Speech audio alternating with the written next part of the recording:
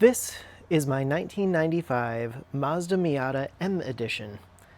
I picked it up from the most remote part of the Upper Peninsula of Michigan in October 2024, and ever since I bought it, I've been doing everything I can to get it in great mechanical shape.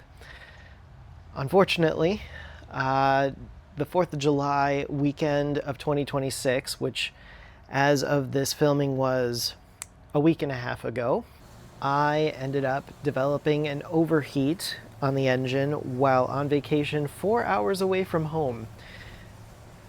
It was not immediately clear to me that the engine was overheating, so I continued to drive it until it stalled at a traffic light. That was the last time that it ran until I finished an oil change and a coolant flush once I got it home.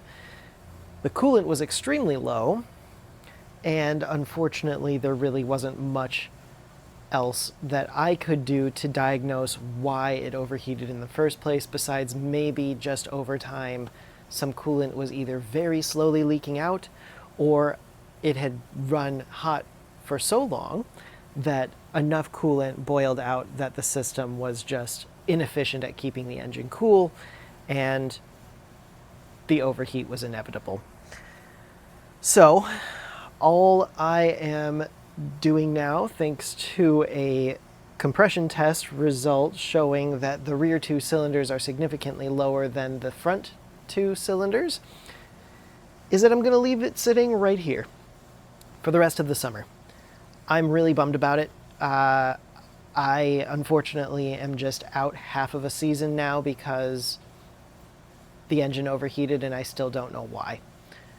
However, the silver lining in this very dark cloud is that I am now preparing for this to be a very, very good engine to run boost on.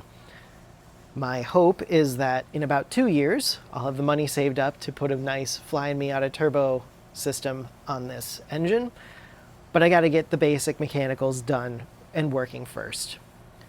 I hope you'll join me to go through that whole project. The next video on the Miata will be coming out this winter, where we'll hopefully capture a bunch of progress that comes with removing and dismantling and reassembling the entire engine. I've never done anything like this before.